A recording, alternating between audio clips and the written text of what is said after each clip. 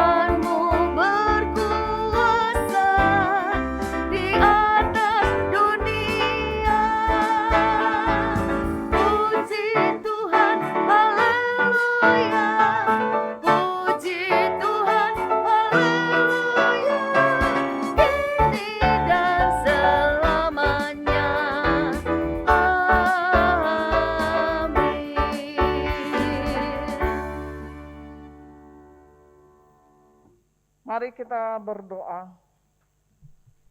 Ya Tuhan, kami jemaat-Mu yang ada di rumah kami masing-masing saat ini akan memulai ibadah kami pada hari ini, yaitu ibadah keluarga. Kami mohon supaya Engkau memberikan penyertaan pada jalannya ibadah, mulai dari awal hingga akhir. Biarlah hanya nama-Mu yang dimuliakan di dalam jalannya ibadah kami. Serta biarlah Roh Kudus yang memimpin kami untuk beribadah sesuai dengan kehendak-Mu. Terima kasih Tuhan untuk penyertaan-Mu sepanjang ibadah kami ini. Amin.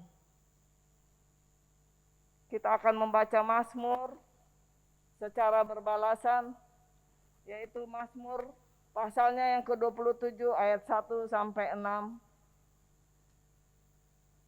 Dari Daud, Tuhan adalah terangku dan keselamatanku. Tuhan adalah benteng hidupku. Terhadap siapakah aku harus gemetar? Ketika penjahat-penjahat menyerang aku, untuk memakan dagingku, yakni semua lawanku dan musuhku. Mereka sendirilah yang tergelincir dan jatuh. Sekalipun tentara berkemah mengepung aku, tidak takut hatiku. Sekalipun timbul peperangan melawan aku, dalam hal itu pun aku tetap percaya. Satu hal telah kuminta kepada Tuhan, itulah yang kuingini. Diam di rumah Tuhan seumur hidupku, menyaksikan kemurahan Tuhan dan menikmati baitnya. Sebab Ia melindungi aku dalam pondoknya. Pada waktu bahaya, Ia menyembunyikan aku dalam persembunyian di kemahnya. Ia mengangkat aku ke atas gunung batu. Maka sekarang tegaklah kepalaku mengatasi musuhku sekeliling aku. Dalam kemahnya aku mau mempersembahkan korban dengan sorak-sorai. Aku mau menyanyi dan bermazmur bagi Tuhan. Silakan duduk. Di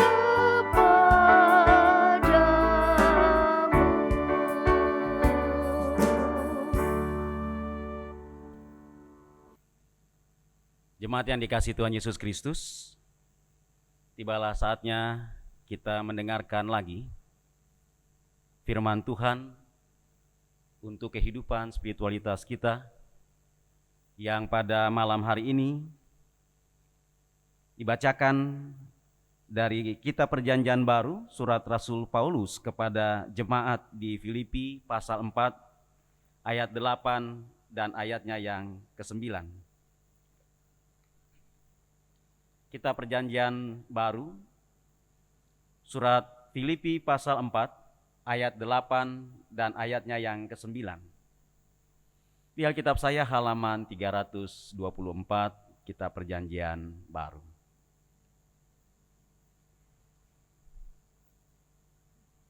Dan kalau kita sudah mempersiapkannya, mari kita berjumpa dengan Allah dalam doa mohon bimbingan Roh Kudus untuk pelayanan firman Tuhan ini. Kita berdoa. Ya Allah Bapa, Putra dan Roh Kudus, Allah Tritunggal, kembali ya Tuhan, Engkau izinkan kami, Engkau berikan kami lagi kesempatan dalam hidup hari ini untuk membaca surat Filipi ini, lalu kemudian mendengarkan firman-Mu dengan seksama, yang membuat iman kami bertumbuh lagi, berakar lagi, dan berbuah lagi dalam kehidupan kami sebagai orang-orang percaya. Kuasailah kami ya Roh Kudus, supaya seluruh kekurangan dan keterbatasan kami disempurnakan oleh kuasa Tuhan sendiri. Dalam nama Tuhan Yesus Kristus, firman yang hidup, kami berdoa. Amin. Jemaat Tuhan, marilah berdiri untuk mendengar firman Tuhan yang dibacakan sekali lagi dari Alkitab. Surat Filipi pasal 4 ayat 8 dan 9 berkata demikian. Jadi akhirnya, saudara-saudara, semua yang benar, semua yang mulia, semua yang adil, semua yang suci, semua yang manis, semua yang sedap didengar, semua yang disebut kebajikan dan patut dipuji, pikirkanlah semuanya itu. Dan apa yang telah kamu pelajari, dan apa yang telah kamu terima, dan apa yang telah kamu dengar, dan apa yang telah kamu lihat padaku, lakukanlah itu. Maka Allah, sumber damai sejahtera, akan menyertai kamu. Demikian pembacaan Alkitab. Berbahagialah semua orang yang mendengar firman Tuhan dan melakukannya. Terpujilah Tuhan Yesus. Haleluya. Haleluya. Haleluya. Haleluya. Silakan duduk, saudara. Suatu ketika seorang raja bertanya kepada seorang pedagang, kenapa pedagang itu bisa tidur nyenyak? Raja itu ingin tahu apakah si pedagang ini pernah mengalami kesulitan tidur. Dan kemudian pedagang itu berkata kepada raja,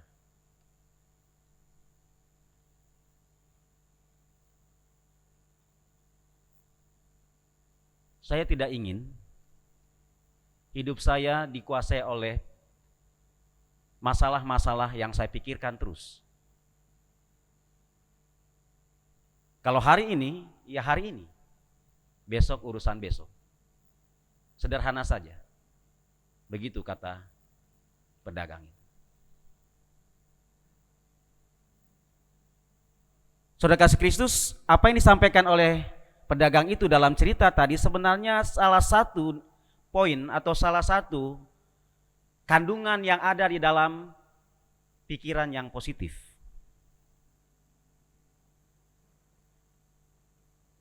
Bahwa seorang yang punya pemikiran yang positif atau positive thinking dia tidak akan terpenjara, dia tidak akan terkukung, dia tidak akan dikuasai oleh masalah-masalah yang kemudian bisa membuat dia tidak lagi hidup dengan tenang. Karena itu saudara kasih Kristus,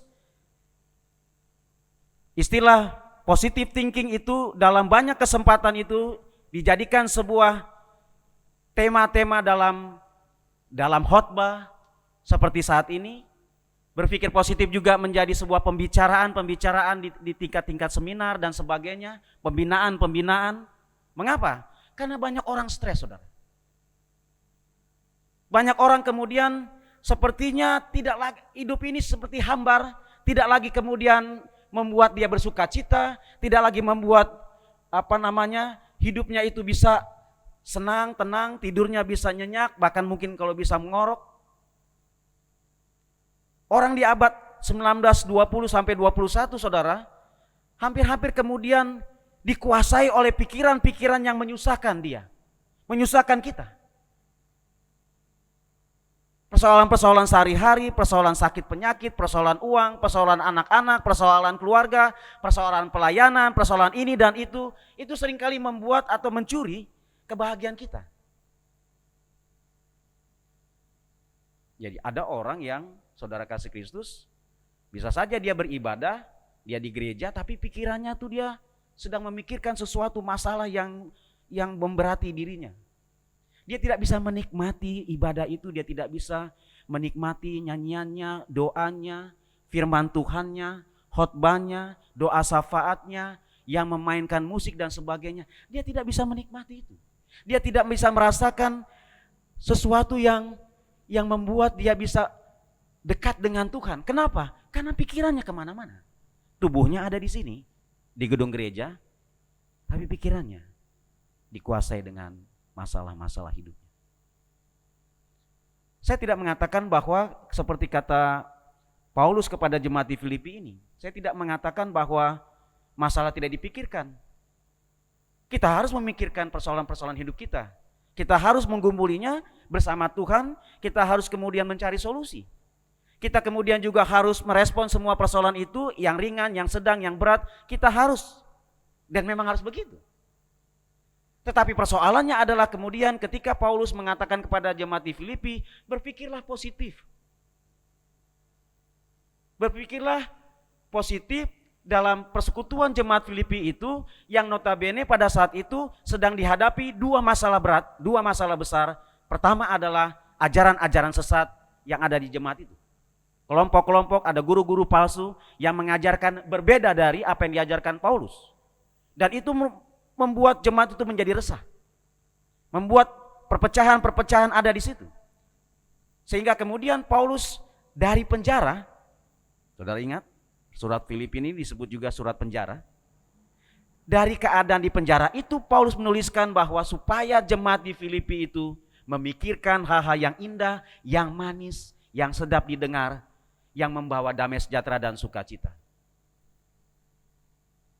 Saudara bisa, saya tidak dan belum membaca sebuah penelitian, apa pengaruhnya, apa dampaknya orang yang berpikir positif dengan orang yang selalu berpikir negatif terhadap sesuatu, terhadap seseorang.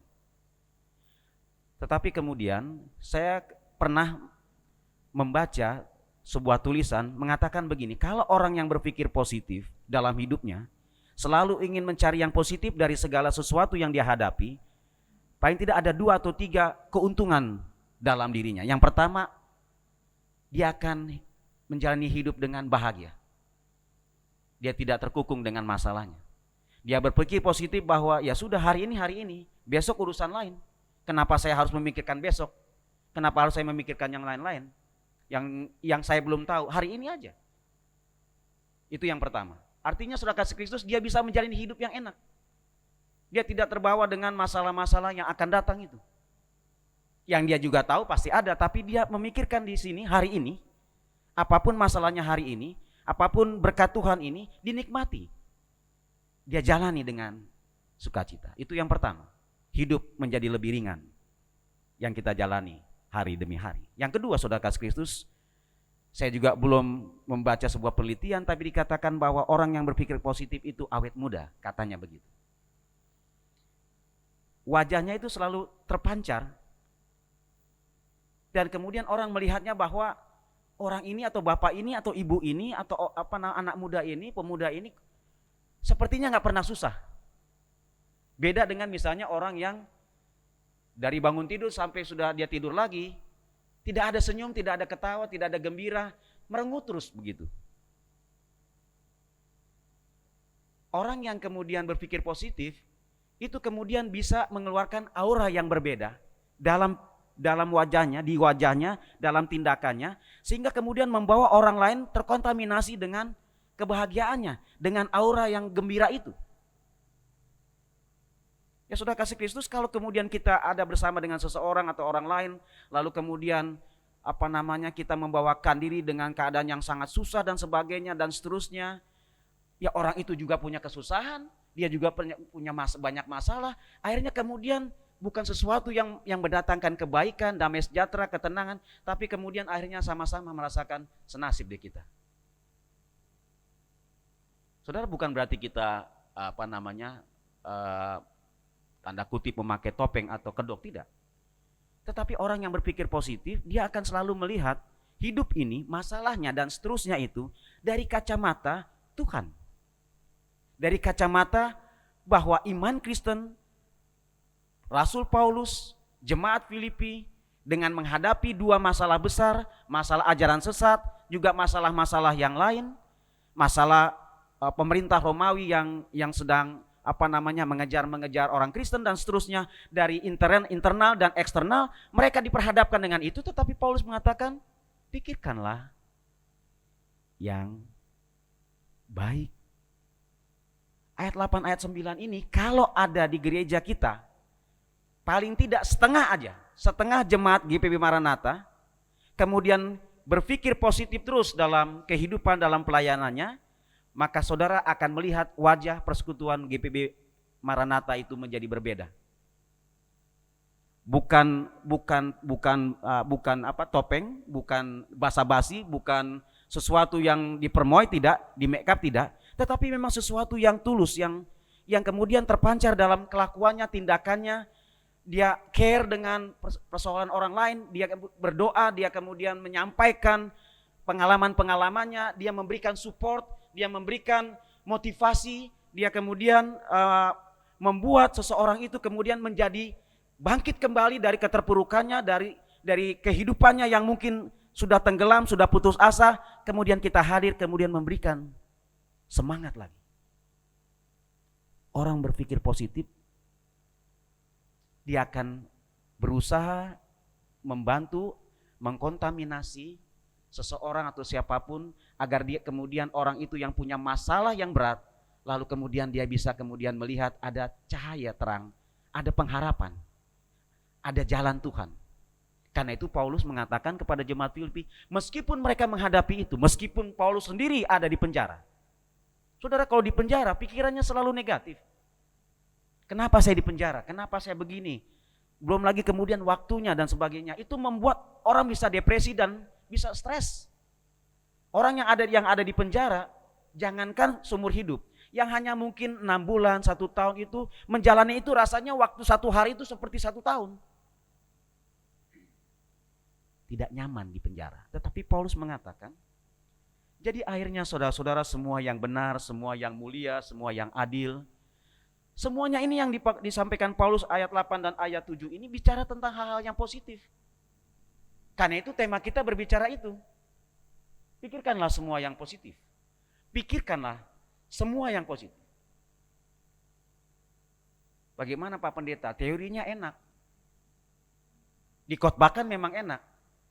Tetapi bagaimana utang saya orang sudah kejar-kejar tagih utang saya belum punya uang, suami di PHK gara-gara ini. Bagaimana saya mau melunasi? Bagaimana saya membawa kredit dan sebagainya?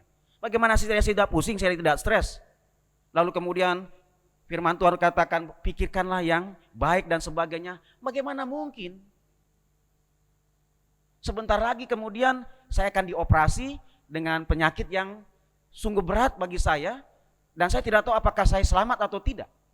Apakah saya tidak pusing, saya tidak stres memikirkan itu? Bagaimana kemudian saya bisa berpikir tenang, pikirkanlah semua hal yang positif itu ketika kemudian rumah tangga kami sudah mendekati mau kehancuran. Bagaimana mau berpikir positif? Anak kami tahu-tahu tertangkap karena dia pengguna narkoba. Seperti dunia runtuh. Hari-hari yang dijalani itu sepertinya kesusahan terus, penderitaan terus. Semua yang memang menyakitkan itu, ya itulah hidup kami.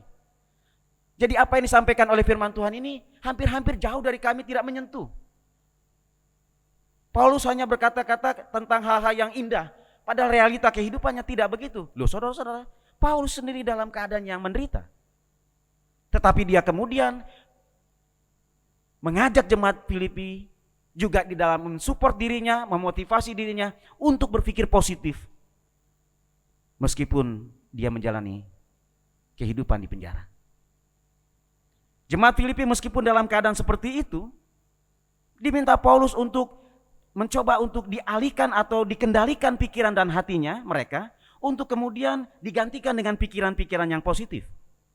Pandemi ini, COVID ini bisa diambil positifnya. Kesukaran-kesukaran apapun bisa diambil positifnya. Kata orang ada hikmah dari segala sesuatu. Karena itu saudara kasih Kristus, memang saya harus akui dalam banyak hal secara praktis, secara fungsional, sehari-hari, memang apa tema kita ini luar biasa, tidak gampangnya. Apa yang saya sampaikan contoh-contoh praktis tadi, sehari-hari tadi, bisa membuat orang lebih banyak dikuasai pikiran negatif. Dan kehidupan gereja juga tidak steril dari itu. Banyak orang yang berpikirnya negatif, curiga terus. Makanya Paulus mengatakan di dalam surat 1 Korintus, 1-2 Korintus, bagaimana mungkin bisa persekutuan itu tenang, damai, kalau di dalamnya orang-orang kemudian saling curiga, ada saling benci, ada saling sikut, ada saling ini, saling menjatuhkan, ada kesombongan dan sebagainya, iri hati, dengki. Semuanya itu membuat persekutuan itu menjadi rusak. Dan jangan salahkan kalau jemaat kemudian pindah gereja karena tidak merasakan damai sejahtera dalam persekutuan di gerejanya.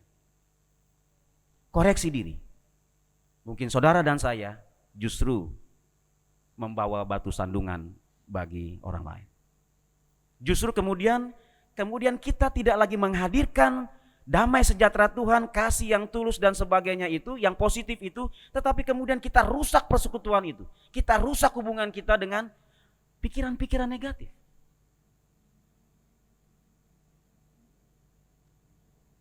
Dunia luar saudara sudah seperti itu. Di luar gereja itu sudah kacau balau dan sebagainya itu. Banyak orang, waduh sudah luar biasa. Masa kemudian kita di gereja seperti itu lagi?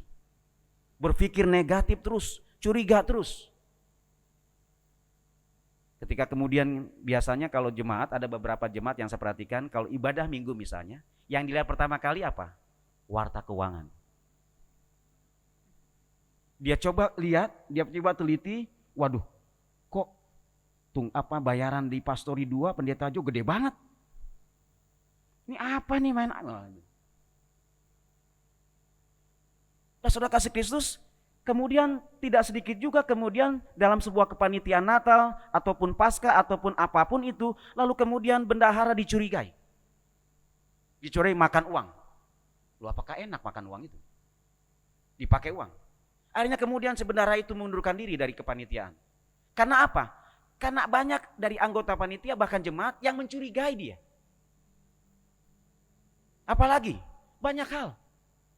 Banyak hal kemudian membuat akhirnya persekutuan itu, sebenarnya persekutuan itu bisa membangun hal-hal yang positif, tetapi kemudian dirusak oleh sebagian orang atau sekelompok orang atau sedikit gelintir orang yang kemudian berpikir negatif terus terhadap segala sesuatu termasuk dalam persekutuan pelayanan dan kesaksian gereja. Kalau ditulis di sebuah buku banyak lah.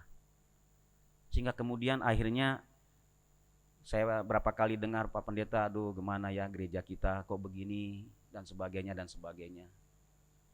Saya lu rasanya kayak gimana gitu, saya ingin hadir gereja itu mendapatkan ketenangan dan seterusnya, damai sejahtera dan seterusnya, kok begini gitu. kok seperti ini gereja ya? Saya mau bilang apa? Oleh karena itu, mari saudara, mulailah hari ini, malam ini, besok dan seterusnya, berusahalah berpikir positif untuk banyak hal. Berusahalah kemudian tidak mencurigai siapapun dan sebagainya. Bangunlah hal-hal yang membuat orang itu kemudian bangkit lagi, semangat lagi, bergairah lagi, dan kemudian dia akan memperbaiki kehidupannya. Dia kemudian memiliki semangat untuk mencapai lagi keberhasilan hidupnya. Bukan kemudian ditekan, ditindas dan sebagainya, lalu akhirnya kemudian hidup kita tidak lebih dari kurang pembawa sial, pembawa masalah, troublemaker. Apa kita memang seperti itu dipanggil Tuhan dalam persekutuan yang namanya gereja, dalam kehidupan sehari-hari? Tidak. Berpikirlah positif, berpikir positif, bertindak positif. Damai sejahtera ada di situ. Amin.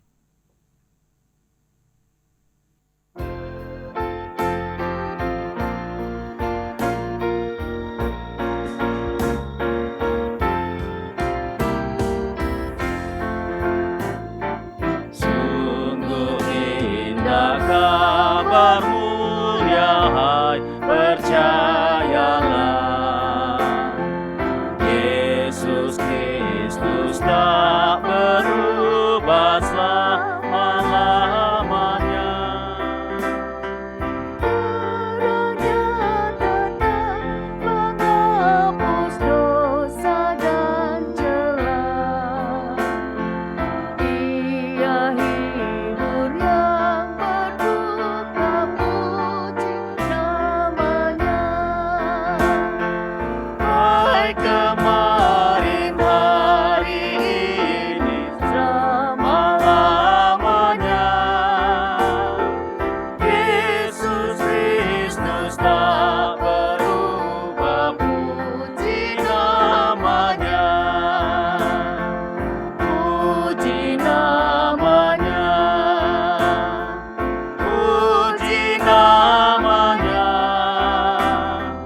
Yesus Kristus tak berubah. Puji namanya.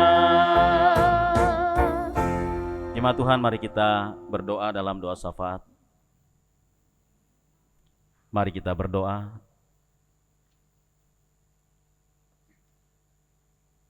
Ampunilah kami ya Tuhan, jikalau kami telah menjadi dan sedang menjalankan peran negatif thinking terhadap siapapun. Bahkan dalam kehidupan kami sendiri. Biarlah aura dan pikiran serta tindakan positif lebih dominan menguasai pikiran dan hati kami, sehingga kami boleh dalam skala kecil maupun besar, kami dapat membuat seseorang bangkit lagi dari keterpurukannya, semangat lagi dari kelesuannya, lalu kemudian bergairah lagi dalam kehidupan imannya dan keluarganya, karena kami menghadirkan dan memberikan aura positif, pikiran positif, tindakan positif kepada mereka. Kami mau belajar dari cara pandang Paulus terhadap kesusahan dan penderitaan, bagaimana kemudian merespon kesusahan-kesusahan hidup, lalu kemudian menggantikannya dan merubahnya dari aura yang negatif menjadi positif. Pandemi ini, suami yang belum bekerja, ekonomi yang morat-marit, penyakit yang masih ada dan kemudian semakin parah dalam tubuh kami. Dunia kerja atau segala situasi yang saat ini tidak menentu, anak-anak kami yang kesulitan biaya sekolah dan sebagainya, semua persoalan dan pergumulan-pergumulan itu, kiranya Tuhan bantu kami untuk kemudian kami dapat mengubahnya menjadi hal yang positif, sehingga iman kami bertumbuh di dalam kesukaran sekalipun. Iman kami lebih kuat, meskipun kami tahu, kami sadar, kami sedang dalam persoalan yang amat sangat berat.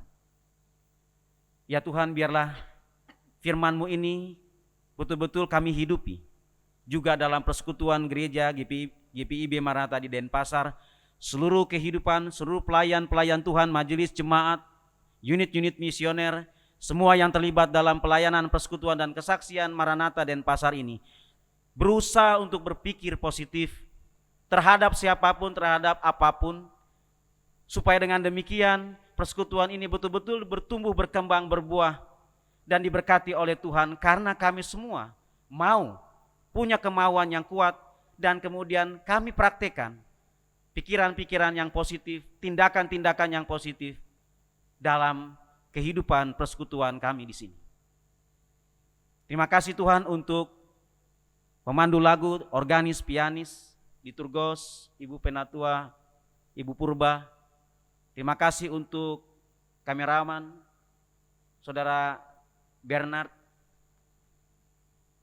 Terima kasih ya Tuhan untuk semua yang bekerja di dalam kantor majelis jemaat, multimedia, ya, semua yang ada, semua yang sedang mengerjakan pekerjaan Tuhan dengan jabatan dan dengan tugas tanggung jawab masing-masing.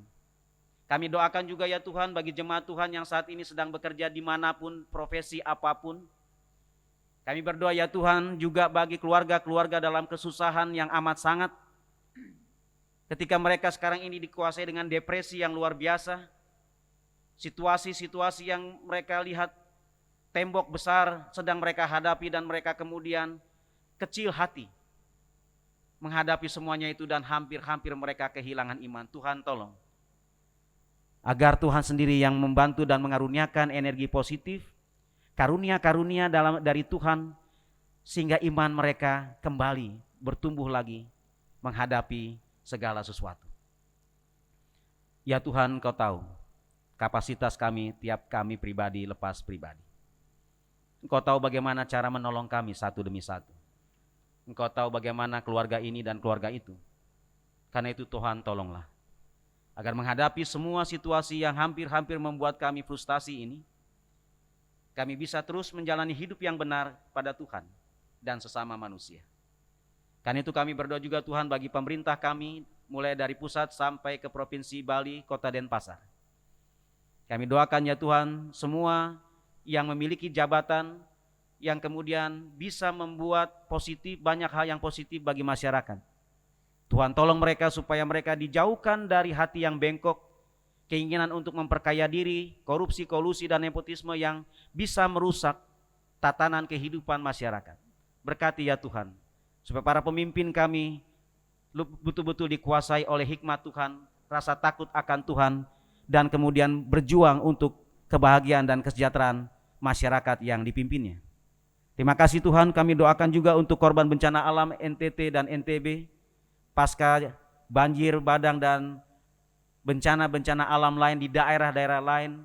Tuhan, kami berdoakan terus bagi mereka supaya mereka mampu bangkit dari keterpurukan, kemudian membalikan pikiran yang negatif, yang susah kemudian menjadi sesuatu yang positif, sehingga mereka bisa bangkit kembali, membangun rumah lagi, hidup lagi dalam semangat untuk menjalani kehidupan lagi yang baru pasca itu, dan kemudian mereka tidak terpuruk dengan hal-hal yang negatif yang membuat mereka tidak bisa bangkit dari keterpurukan pasca bencana-bencana yang mereka alami. Tuhan berkati juga, kami doakan bagi GPIB dan seluruh gereja-gereja yang ada di muka bumi ini, Majelis Sinode GPIB, mupel-mupel GPIB dimanapun mereka berada, secara khusus yang ada di Bali NTB, berkati ya Tuhan PGI dan PGIW.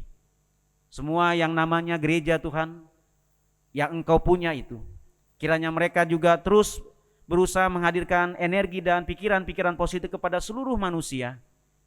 Meskipun tantangan gereja begitu banyak, tapi ya Tuhan, kami mengalirkan pikiran-pikiran positif Kristus, ajaran-ajaran Yesus, sehingga kemudian dunia ini melihat ada hal yang begitu baik dalam kehidupan orang Kristen dan gereja, karena mereka melihat aura-aura yang positif dari kehadiran tiap-tiap orang Kristen, gereja-gereja yang ada di muka bumi ini, khususnya di Indonesia. Terima kasih Bapa di sorga, kami berdoa juga bagi jemaat yang sakit, jemaat yang menggumuli saat ini sakit, baik itu sakit yang ringan maupun sakit stadium lanjut. Mereka yang saat ini sedang betul-betul dikuasai dengan ketakutan, kecemasan, dikuasai dengan semua kekhawatiran yang mereka hadapi karena sakit itu. Tuhan tolong agar mereka kemudian dibantu oleh Tuhan untuk kemudian menggantikan semua kesusahan itu menjadi hal yang positif, dan dia bisa menghadapi sakit itu dengan kegembiraan, dengan sukacita, dengan tenang, dengan pasrah, tetapi juga tidak mudah menyerah. Terima kasih Bapa di sorga. Terima kasih untuk semua yang boleh kami alami. Ampuni segala pikiran-pikiran negatif yang membuat hidup orang lain menjadi menderita akibat pikiran negatif kami. Biarlah ya Tuhan kami kemudian belajar dan berusaha untuk menggantikan itu semua dengan hal-hal yang positif, sehingga persekutuan, pelayanan, kesaksian, hidup keluarga kami, kehidupan dengan sesama manusia, kami bisa menunjukkan keteladanan kepada mereka semua. Terima kasih Bapa di sorga, inilah doa kami, ampuni segala dosa-dosa kami, termasuk pikiran-pikiran negatif kami yang selama ini selalu menguasai kami terhadap siapapun, terhadap apapun juga. Biarlah ya Tuhan, Roh Kudus menyempurnakan hidup kami, memimpin kami, sehingga hidup kami betul-betul hanya memikirkan yang positif dan bukan yang negatif. Terima kasih ya Tuhan. Inilah doa kami dan sempurnakanlah di dalam Kristus Yesus Tuhan Juru Selamat kami yang telah mengajarkan kami berdoa. Bapa kami yang di sorga, dikuduskanlah namamu, datanglah kerajaanmu, jadilah kehendakmu di bumi seperti di sorga. Berilah kami pada hari ini makanan kami yang secukupnya, dan ampunilah kami akan kesalahan kami, seperti kami juga mengampuni orang yang bersalah kepada kami. Dan janganlah membawa kami ke dalam pencobaan, tetapi lepaskanlah kami daripada yang jahat. Karena Engkaulah yang empunya kerajaan dan kuasa dan kemuliaan sampai selama-lamanya. Amin.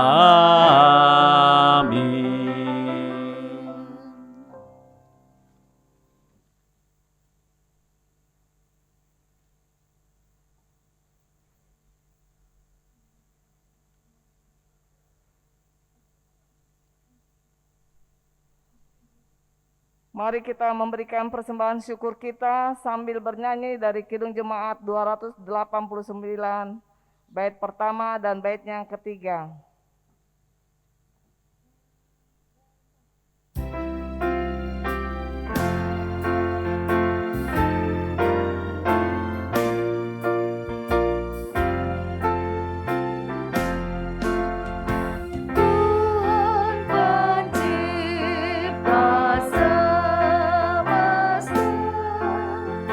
Kaulah yang mulia.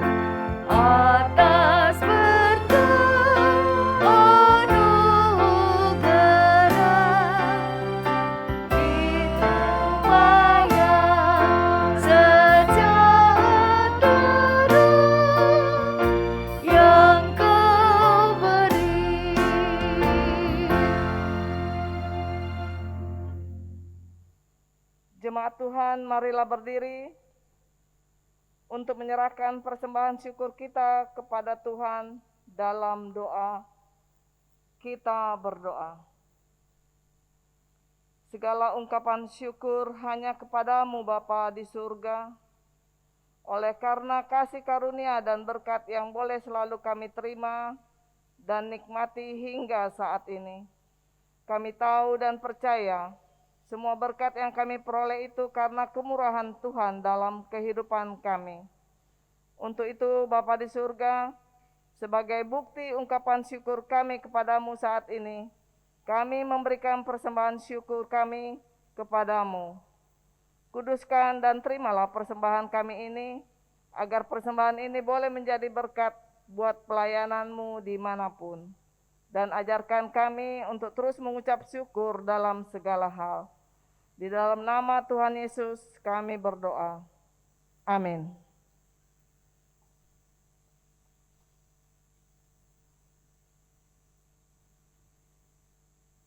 Ibu, bapak, saudara-saudari yang terkasih di dalam Tuhan Yesus Kristus, mohon perhatian untuk mengikuti warta jemaat hari ini, Rabu tanggal 19 Mei 2021 sebagai berikut. Majelis Jemaat GPIB Maranatha di Denpasar, Bali, mengucapkan selamat bersekutu kepada ibu, bapak, jemaat yang beribadah secara daring di rumah masing-masing keluarga. Kami ucapkan selamat beribadah dalam kasih dan berkat Tuhan Yesus Kristus. Untuk menghentikan penyebaran pandemi COVID-19 dan untuk keselamatan bersama, kami mohon perhatian kepada ibu, bapak, warga jemaat. Marilah kita bersama-sama mentaati protokol kesehatan sesuai peraturan pemerintah dan himbauan dari Majelis Sinode GPIB, yaitu wajib menggunakan masker, selalu mencuci tangan, menggunakan sabun dan air mengalir, dan harus tetap menjaga jarak fisik dan menghindari kerumunan. Demikian warta jemaat hari ini. Tuhan Yesus Kristus sumber hidup selalu mengasihi dan memberkati kehidupan kita bersama. Terima kasih.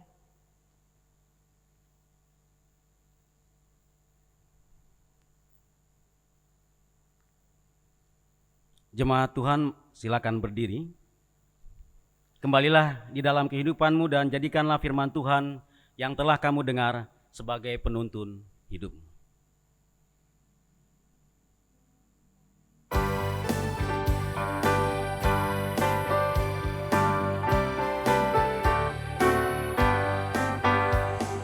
Selamat di tangan Yesus, aman pelukannya.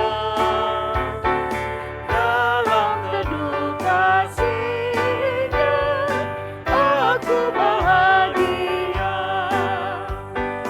Lagu merdu malaikat olehku terdengar dari negeri mulia, damai sejahtera. Selamat di tangan Yesus, aman pelukannya. Dalam teduh kasih-Nya, aku bahagia.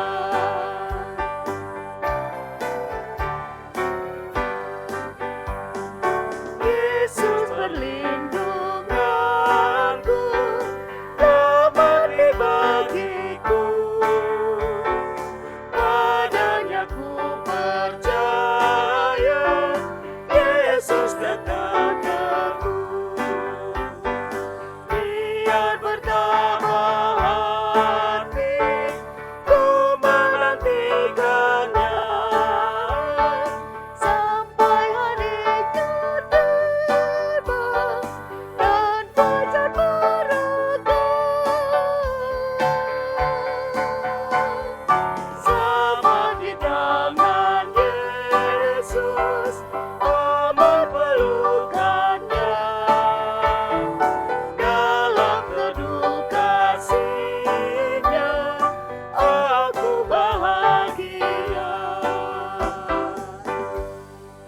Jemaat Yesus Kristus, arahkanlah hati dan pikiranmu kepada Tuhan serta terimalah berkat-Nya. Kasih karunia Tuhan Yesus Kristus dan kasih Allah Bapa dan persekutuan Roh Kudus menyertai kamu sekalian mulai dari saat ini sampai selama-lamanya.